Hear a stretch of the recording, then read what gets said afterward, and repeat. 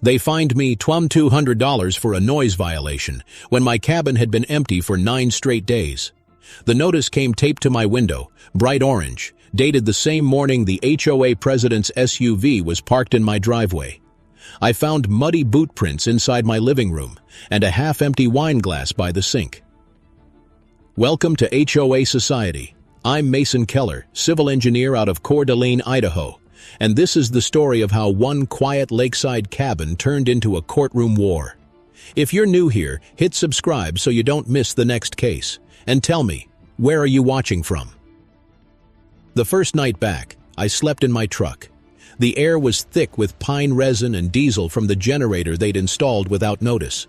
My wife passed 2 years ago. The cabin was the last place we'd watched a sunset together. Losing it wasn't just about property. It was losing the echo of her laugh off that water. I stood at the edge of the deck, glass shards underfoot, and swore I'd keep it lawful, no matter what. The HOA's letterhead read, Loon Bay Estates Civic Improvement Association. Improvement. That word burned. Their president, Carol Givens, had a talent for smiling while she crushed you. At the next board meeting, she looked right past me. Mason, rules apply to everyone, she said, tapping the mic. You left your dock lights on for 72 hours. That's a fine and a citation for environmental disturbance. I kept my tone even. Carol, the power was off at the meter. You can check the log. Her smirk held. Then maybe it was a reflection. Either way, consider this a warning. The room chuckled, the same 5 homeowners who owed her favors. I noticed the new guy in back, Trent, the so-called maintenance manager. His boots matched the prints in my cabin. My stomach went cold. After the meeting, a neighbor named Ella Parkinson caught up with me in the parking lot. Mid-sigh. 60s, retired school administrator, known for bringing banana bread to every meeting. She whispered, they're planning a special assessment, $1,500 per household, but only for upgraded members. Check your email tomorrow. That night I sat with my laptop, coffee gone cold, and scrolled through the PDFs. They'd buried the fee under temporary shoreline stabilization. The same shoreline Carol's boyfriend, Trent, had been grading without a permit. The next morning, I walked the property line with a tape measure. The new fence posts leaned 4 feet into my parcel. I marked each with orange survey tape and photographed them, time-stamped 08:42 a.m. My hands shook, but not from fear. Adrenaline, maybe, or something older. Ella came by with her thermos. You going to fight it? Not yet, I said. First, I'm going to learn every inch of their rulebook. We sat on the tailgate flipping through the CCRs printed back in 1998, coffee steam curling in the cold air. On page 42, small print. All structural encroachments beyond recorded parcel boundaries require unanimous owner consent. Unanimous. They'd need me too. Knowledge nugget number 1. In most U.S. common interest communities, any amendment to shared use boundaries must be approved by 100% of affected owners. Without that, enforcement collapses. I smiled for the first time in weeks. They just built their fence on a ghost clause. Before we left, Ella asked quietly, You sure you want to go up against Carol? She's got the sheriff's cell number. I'm not against her, I said. I'm for my wife's memory, and for everyone tired of being scared of letters on colored paper. The next few days I cataloged everything. Photos, receipts, emails, decibel readings, power logs. By Friday, my binder was an inch thick. I dropped copies at the county recorder's office and asked the clerk to certify my parcel map. The clearer, K, a young guy with ink-stained cuffs, looked up. You're the 3rd one this month from Loon Bay. Something's up. It was. That night, my phone buzzed with an anonymous text. Stop measuring, or we'll fine you for harassment. I saved the number, geotagged the message, and sent a copy to my lawyer friend Dana Levine in Spokane. She replied 2 minutes later, keep everything, don't respond. When the next HOA inspection notice came, it wasn't a form. It was handwritten, taped to my door with a nail. The paper tore when I pulled it down, leaving the word compliance stuck under the head. I stared at it, breathing through my teeth. Then I took a photo, printed it, and slid it into a folder labeled Day 1. This was going to take patience, documentation, and precision. I had all 3. By the end of that week, the smell of toner and pine needles filled my truck. I'd printed everything twice, 1 copy for Dana, 1 for me. Saturday morning, I watched a county truck roll up, a clipboard man stepping out. The HOA had requested an unscheduled safety inspection on my dock. Carol stood behind him in mirrored sunglasses, pretending not to notice me. "Morning," I said. He flipped through his papers. Anonymous complaint about loose boards. They're composite, rated for 40 years. He crouched, checked, nodded. "Looks fine to me. Who's anonymous?" He shrugged. "Came from the HOA portal. Happens a lot." Carol turned to leave. "We're just protecting property values," she tossed over her shoulder. I called after her. "You mean your boyfriend's shoreline?" She froze for half a beat, enough to confirm what I already knew. Back inside, I sent Dana the inspector's business card. She called that evening.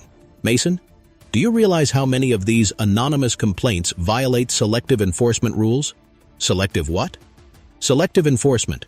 If an HOA enforces a rule against one owner but not others, that rule can become void. Courts hate bias. So if they fine me but not others, exactly. Start gathering comparisons." I spent Sunday walking the neighborhood, camera slung around my neck like armor. Peeling paint on Unit 8, cracked gutter on 11, non-compliant trash can placement at 14. All documented, time-stamped, and printed by nightfall. Knowledge nugget number 2. Under most state HOA statutes, consistent application of rules is mandatory. Disparate enforcement can nullify fines and lead to restitution claims. Monday morning, I stopped by Ella's porch. She handed me a folder. Minutes from last 2 meetings. They tried to hide them, but public records mean public. Inside, a line item leapt out. Motion to authorize maintenance of Unit 6 during owner's absence. My unit. Passed unanimously. So they'd actually voted to enter my cabin. "Ella," I whispered, "you realize that's breaking and entering?" She nodded. "I know, but they think they're invincible." Later that day, I walked into the sheriff's substation. Deputy Ramos, gray-streaked mustache, remembered me from road inspections.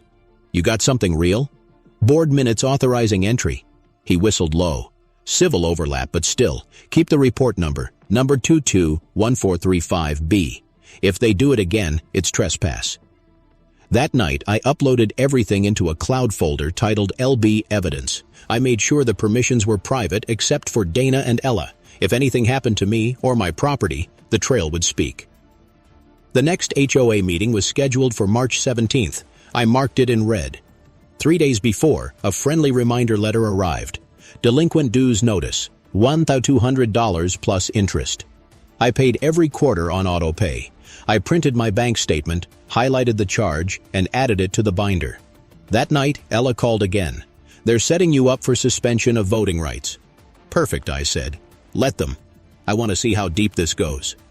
On meeting night, I walked into the lodge wearing my best denim jacket and a calm smile.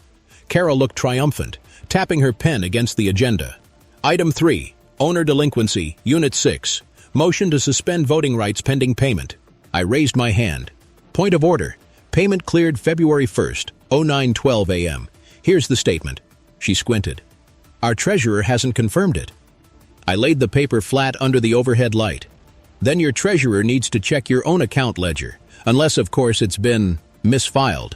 The room went quiet except for the faint hum of the HVAC. Carol forced a laugh. Let's move to executive session. Afterward, in the hallway, she hissed, You think you're smarter than me, Keller? No, I said. I just read faster. Second engagement time. Are you firmly anti-HOA, or have you faced one firsthand? If you've ever beaten them at their own rulebook, share your tactic below. Someone scrolling through tonight might need it. And if you're watching quietly from your own HOA board seat, maybe leave your message for us too. We'll read every word. By April, their retaliation escalated. A new notice cited me for unauthorized exterior lighting, the same solar lamps sold at Costco in bulk. I documented each one, model number and lumen output, and attached manufacturer specs to prove compliance. That night, a neighbor texted me a photo. Carol and Trent on my dock again, flashlights scanning the water line. I logged the time, 11:48 p.m., and called Deputy Ramos. They're back, he said. Yeah, same too. I'm dispatching a unit. Stay inside. Through the blinds, I saw blue lights ripple across the lake. The deputies talked to them for 10 minutes, then left. No arrests. But now, there was an incident report. 22-162C, and that was enough. The next morning, Trent's truck idled across the street while I loaded my briefcase. His smirk said, "We're not done." Mine said, "Neither am I." Inside the cabin, the scent of coffee and old cedar filled the air. I sat down, opened the binder, and drew a new line under my notes. Phase 2. The dig. Phase 2 meant no more guessing. Every inch of their bylaws had to turn into evidence or leverage. I spent mornings at the county recorder's office, afternoons at the building department. The clerk knew me by name by the end of that week. "Back again, Keller?" He'd grin, sliding me another folder. The smell of dust, paper, and old toner became the scent of my new obsession.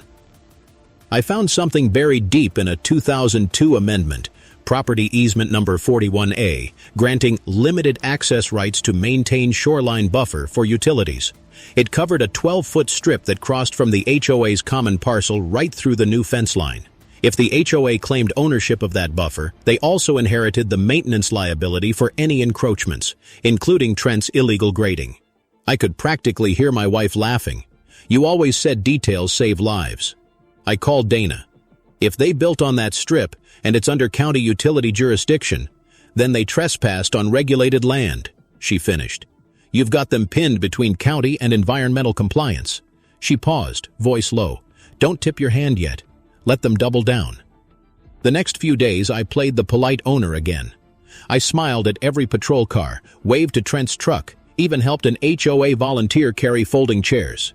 Meanwhile, I filed a public records request for all maintenance invoices from the last 12 months. Knowledge nugget number 3. Any HOA collecting dues for maintenance must keep verifiable financial records accessible to members upon reasonable request. Refusal can trigger statutory penalties in most states. 2 days later, I got a call from the board treasurer, Harold. Nervous voice, smoker's cough. Mason, your request, it's, being reviewed by council." "Meaning you're not releasing the invoices?" "Well, not immediately." "Then I'll note the date of refusal," I said, writing it down. April 21st, 3:47 p.m. That same evening, Ella stopped by with a grocery bag. "I baked again," she said, then lowered her voice. "They're holding a closed-door session tomorrow. Rumor is they're hiring a private security patrol." "For one cabin?" "For intimidation," she said simply. I leaned back on the porch rail, feeling the wood creak. "Let them come. The more they move, the more they leave footprints." We both laughed quietly, and for a second the air smelled less like fear and more like summer. By May, I'd mapped every parcel around Loon Bay using GIS software for my engineering job. Each coordinate labeled, each easement colored. The fence line glowed red, trespassing across 2 parcels and the county's buffer. I printed a 3624 map, laminated it, and rolled it tight with a rubber band. That map became my silent weapon. Next HOA meeting, I showed up with Ella and Dana. Dana wore her courtroom calm, hair pinned, legal pad ready. Carol saw her and paled a shade. "We're reviewing compliance updates," Carol began. "Mr. Keller, please refrain from interruptions." "Wouldn't dream of it," I said. I waited until she reached maintenance liability, then unrolled the map on the table. The edges curled like a banner. "You might want to note this section," I said, tapping the red strip. "Utility jurisdiction, recorded 2002, parcel 41A. Trent leaned forward, muttering, "That's outdated." Dana smiled faintly. "County confirmed it last week, still active, which means your grading crossed regulated land." The room went dead silent. Carol fumbled papers. This isn't the right forum." "Exactly," Dana said, "which is why we'll handle it properly. You'll receive a certified letter by Monday." When we stepped outside, the evening air was sharp with pine and lake mist. Ella chuckled. "You just drew first blood." I exhaled. "No, I just showed them I know where the knife is." Late that night, I sat at the cabin window, listening to loons call across the water. The fear had shifted. It wasn't gone, but it had changed shape into something steady. I glanced at the empty chair across the table, my wife's old mug still on the shelf. "We're getting close," I said quietly. "Debate time. Where should an HOA's control actually end? Your porch, your fence, or your mailbox? How far before it's trespass disguised as rules? Drop your boundary in the comments, or at least like the video so the next homeowner who needs it finds this one. The next morning, Carol emailed every owner a community alert, claiming unsubstantiated accusations threaten harmony. She wrote my name 3 times. Within hours, someone posted a cropped photo of my house on the neighborhood board with the caption, "Troublemaker." I took screenshots, filed them under defamation online. Then I smiled because the louder they got, the less professional they looked. That evening, Dana called again. "Mason, we're ready for the next step. County inspection logs show they never filed for shoreline permits. We can request an administrative review under Code 6.2.130. What does that do? Triggers a mandatory site audit within 30 days. I grinned. Then it's countdown season. I hung up and went outside. The sun was sinking, painting the lake gold. I drew a big red X over May 22nd in my calendar, exactly 30 days out. Whatever happened after that, it would be public, on record, and out of their control. By the time the county inspector's truck rolled in, the morning air tasted like metal and rain. I'd been waiting since dawn, coffee cooling beside the file box. The sound of gravel under his tires felt like justice arriving in slow motion. His name was Mark Dillard. Khaki jacket, clipboard balanced on his forearm, calm eyes that had seen too many property disputes to care about small-town dram. "Morning, Mr. Keller," he said. "Got your request and the map. Nice work with the coordinates. Appreciate that. Everything's documented."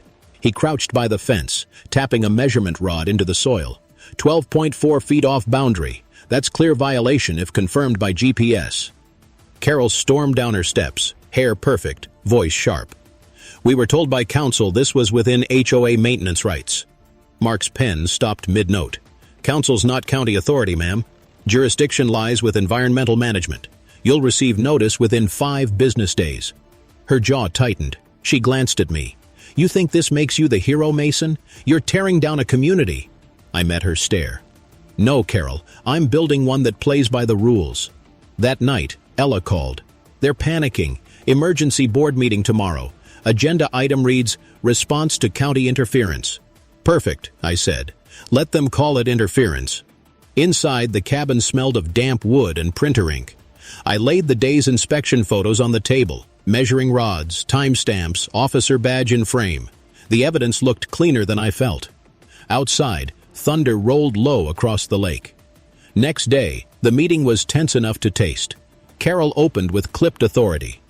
"Due to recent false reports, we will consider legal remedies for defamation." I leaned back. "You'll need a quorum for that.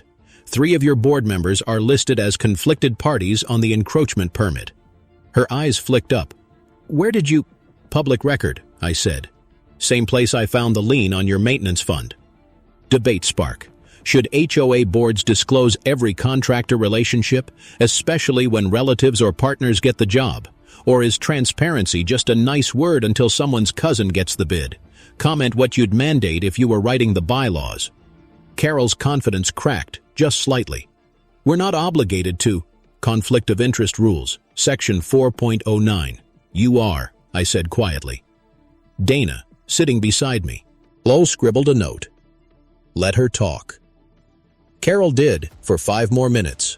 Too long. Every word on record, thanks to the meeting's public access audio feed. And by the time she adjourned, half the room whispered. Afterward, Trent followed me into the parking lot. The air smelled like wet gravel and exhaust.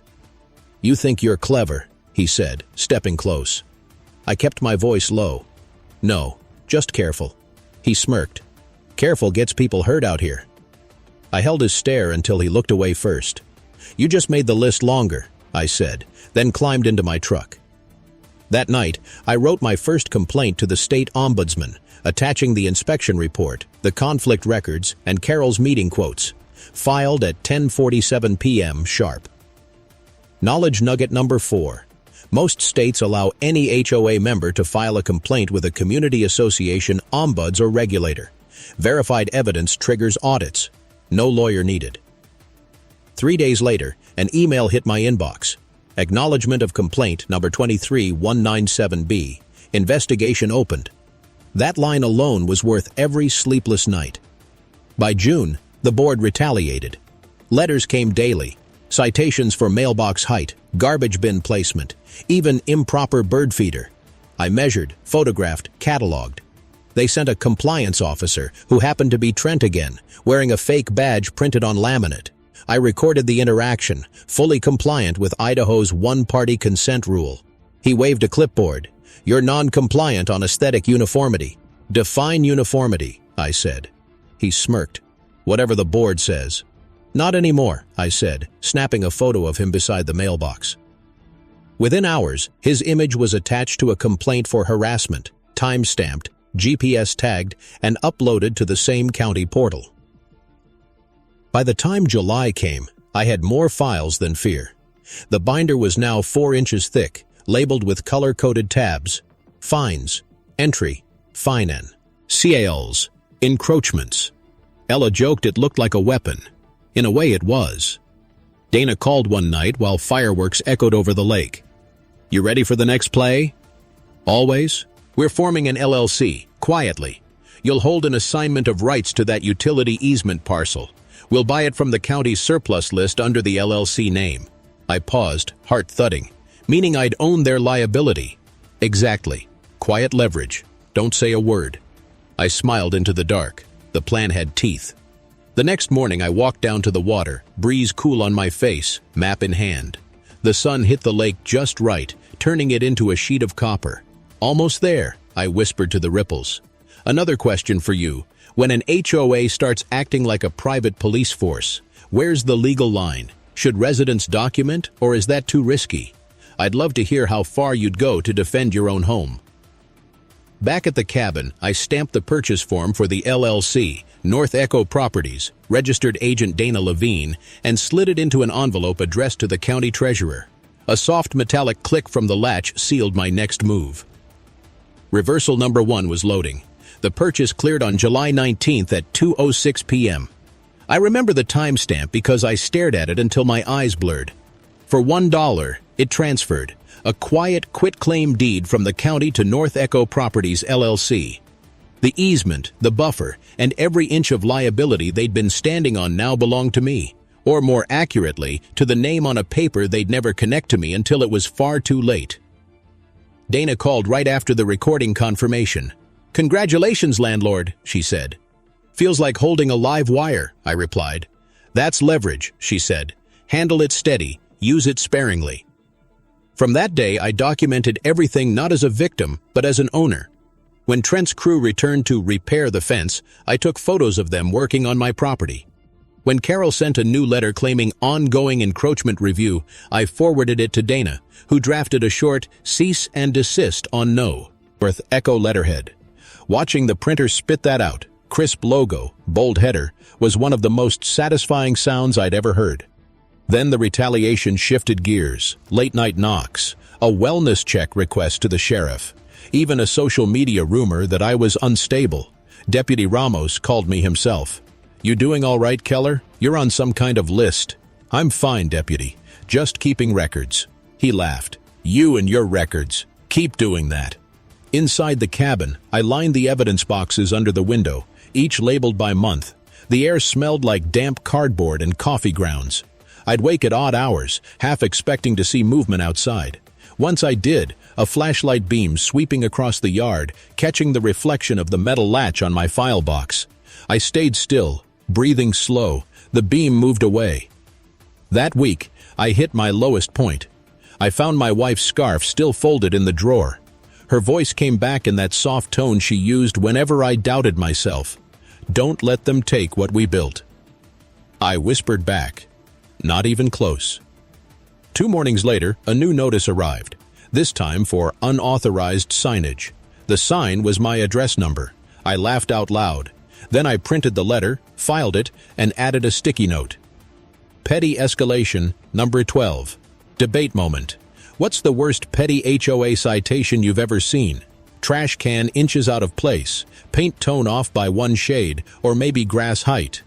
Drop your story below so we know how ridiculous it can get. Or at least like the video if you've had to measure your own lawn with a ruler. By August, my binder had become a weapon in plain sight. Every board meeting I attended, I laid it quietly on the table. Carol couldn't stop glancing at it. That's when Dana whispered, "Almost time for the set piece, but let them make one last mistake." It came faster than expected. On August 9th, they issued a notice of enforcement action, their boldest move yet, stating that I'd be fined $5,000 for continued interference with HOA governance. $5,000, a number that reeked of desperation. I read it twice, then slid it into a clear sleeve marked Trigger Event. Dana smiled when I showed her. They just stepped over the line. You're going to own that meeting. The following week felt like slow motion. Every sound, the creak of the cabin floorboards, the buzz of the printer, the distant hum of boats on the lake, seemed sharper, louder, like the air before a thunderstorm. Ella stopped by the night before the meeting with 2 mugs of chamomile tea. "You nervous?" she asked. "Focused," I said. "Tomorrow's just arithmetic. They built lies. I'm bringing math." She chuckled. "That's the Mason I remember." That night I prepped the display board, printed inspection photos, the county deed transfer, and one crisp copy of the letter from the HOA demanding money for trespassing on land they no longer owned. I slid everything into the evidence folder, sealed it with a brass clip. Visual beat number 1 formed in my mind as I locked the file box, the black binder snapping shut with the sound of a verdict.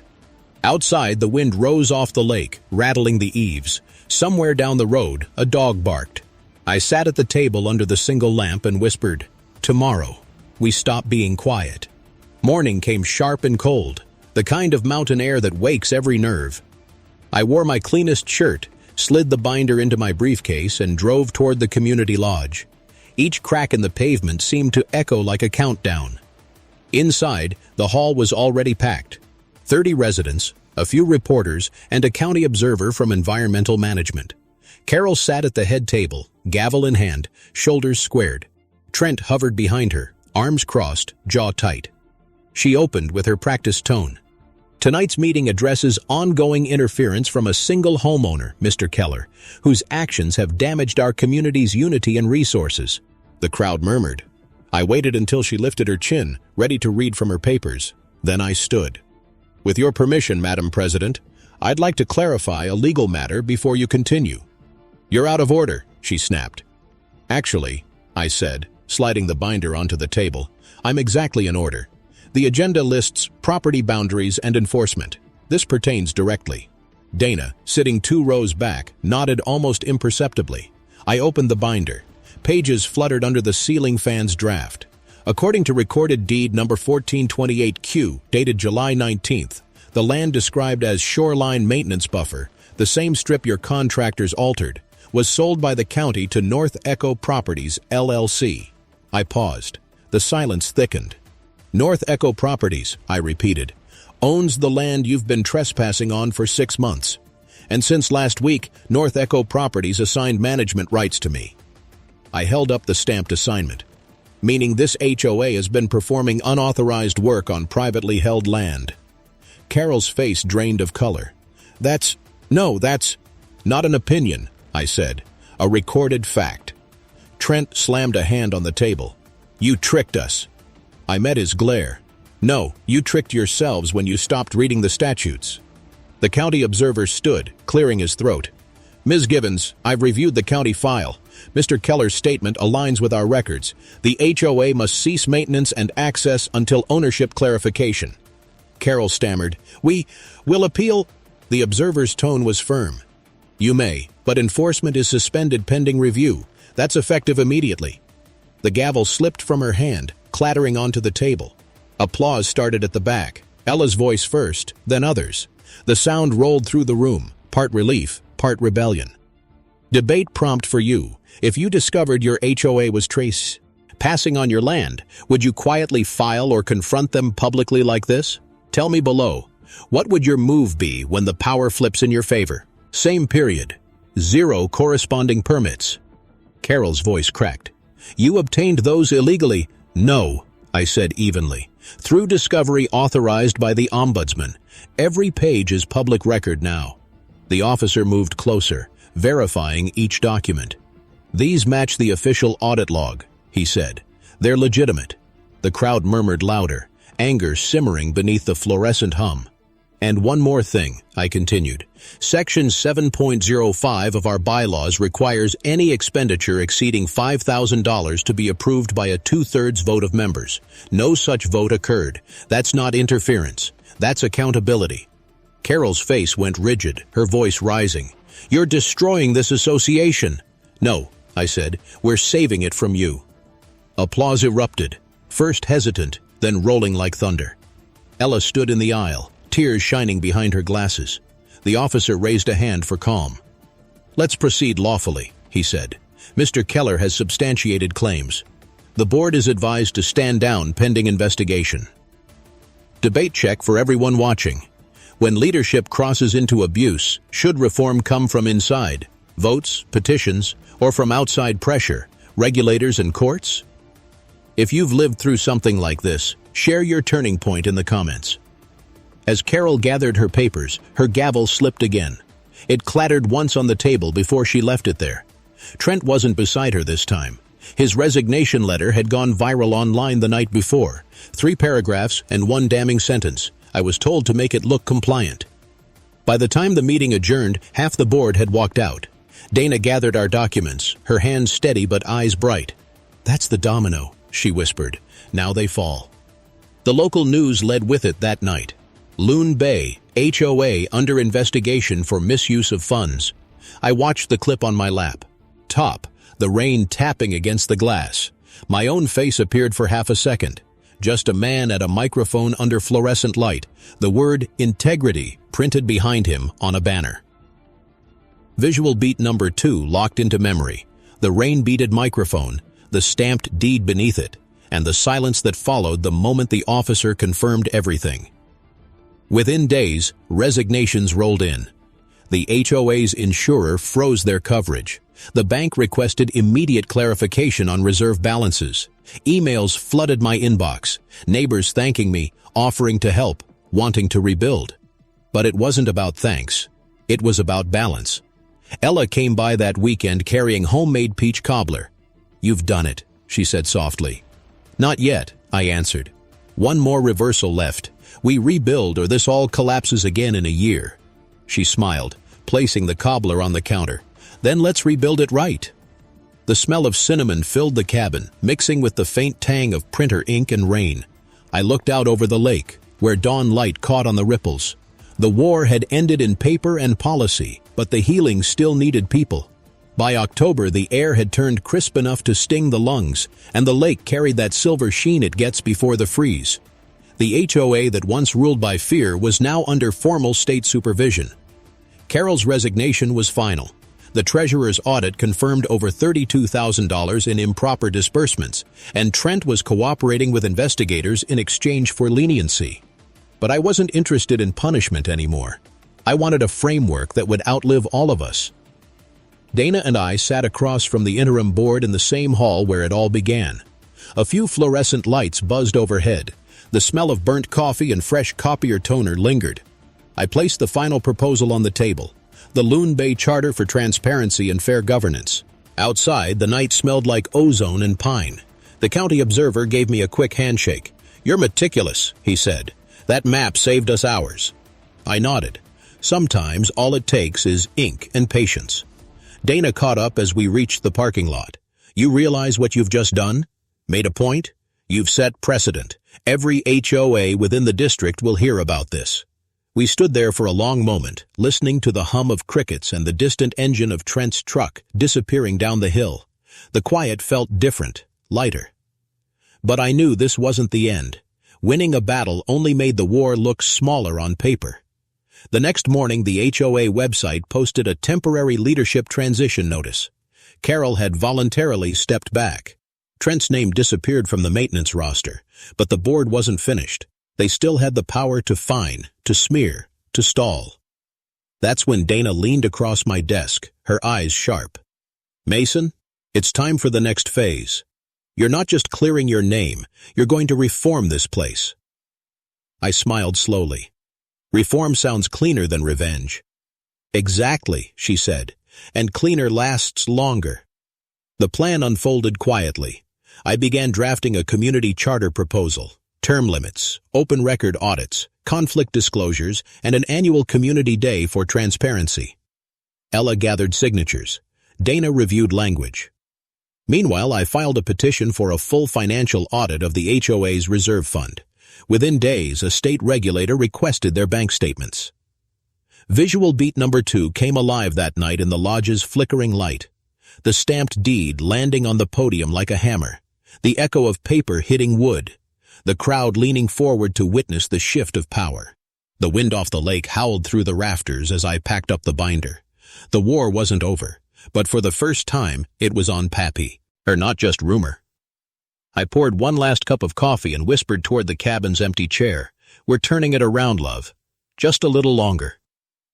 The audit request spread through Loon Bay like wildfire. Within a week, rumor turned to panic. The treasurer resigned for personal reasons, and a notice appeared on every mailbox. Special emergency meeting. Financial review required by state statute. For the first time in years, the HOA couldn't control the narrative. The numbers were coming due. That night, I drove to Ella's to pick up her signature sheets. She had 82 names, more than half the neighborhood. You realize this is a majority petition, she said, holding the stack with both hands. They can't ignore it now. I smiled. They'll try, but the law's on our side. Inside the cabin, the old clock ticked like a metronome of momentum. I scanned documents until midnight, the soft sound of paper against binder rings filling the room. Outside, the lake reflected porch lights from every home, each one a small rebellion flickering in the dark. The public showdown came on a Thursday evening, early September. The air carried that first hint of fall, crisp and electric. The county community hall was packed, residents shoulder to shoulder, local reporters, even a regional news crew. A uniformed officer stood near the podium, assigned as neutral security after the last meeting's threats. The microphone waited, rain beating on its silver rim. Carol sat again at the head table, pale but composed. Her gavel trembled slightly in her hand. This meeting will address baseless allegations of mismanagement. Dana leaned toward me, whispering, "This is where we land the plane." I stepped to the mic. The officer nodded for me to proceed. My voice sounded steadier than I felt. "Baseless," she says. "Then explain these figures." I placed 3 color-coded charts on the tab. Fund allocations, vendor payments, bank statements. $28,000 transferred to contracted shoreline services, all signed by Ms. Gibbons's fiancé. It was simple. 3 pages. Term limits. Mandatory annual audits. Conflict disclosures. Open voting sessions streamed online. A rollback of annual dues by 20% until reserves stabilized. And one symbolic clause, Community Day. Every July, all residents invited to a lakeside cleanup and barbecue, funded from board stipends. Carol's old chair was empty. Ella sat at the end, hands folded, voice clear.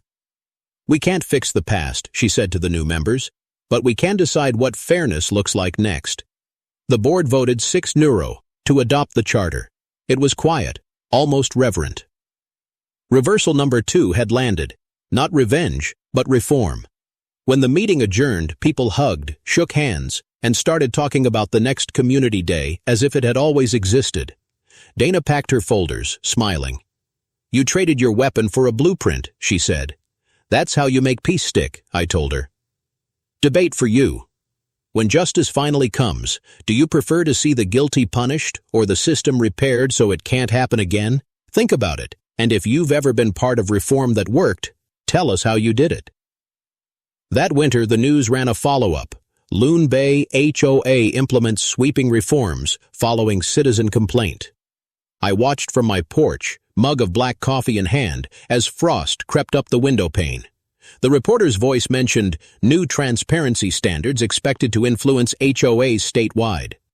My phone buzzed with messages. Neighbors, other towns, even an attorney from Oregon asking for copies of the charter. I didn't answer right away. Instead, I walked down to the shoreline. The water was still, reflecting a pale orange sky. A single envelope lay in my jacket pocket, the last unopened notice from the old board. I tore it in half and let the pieces drift into the fire pit. They curled, blackened, and vanished. Visual beat number 3. The last violation notice curlies. Nang in flame, the embers painting the snow around it gold. The community changed in small, perfect ways. Kids' laughter replaced the constant grind of mowers and patrol cars. Neighbors waved again. The sheriff's cruiser that used to circle twice a week stopped coming altogether. Ella organized the first official Loon Bay Day that summer. We grilled burgers, painted picnic tables, planted wildflowers along the water. Even the county inspector showed up, off duty, smiling. Dana brought her kids. Before sunset, someone handed me a microphone. I hesitated, then spoke the line that had been sitting on my tongue for months. We learned something the hard way, that ownership isn't power. Responsibility is.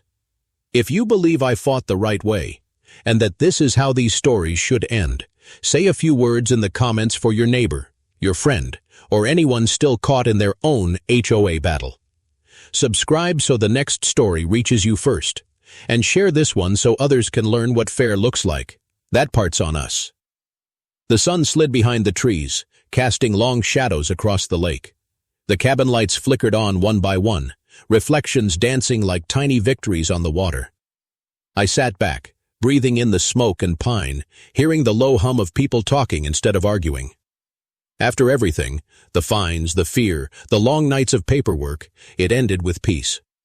A year later, the state published a bulletin citing the Loon Bay model as a template for HOA reform. Carol pleaded no contest to misuse of funds, received probation, and moved away. Trent found work in construction 3 towns over. Ella became the board's first ethics chair. As for me, I went back to engineering, still measuring things, just not fences anymore. And sometimes, when the wind's calm and the light hits the lake just right, I swear I can hear my wife's laugh again, carried across the water, or like an old promise kept. Next case? It's already waiting. Somewhere, another mailbox, another notice, another line of small print that someone finally decides to read.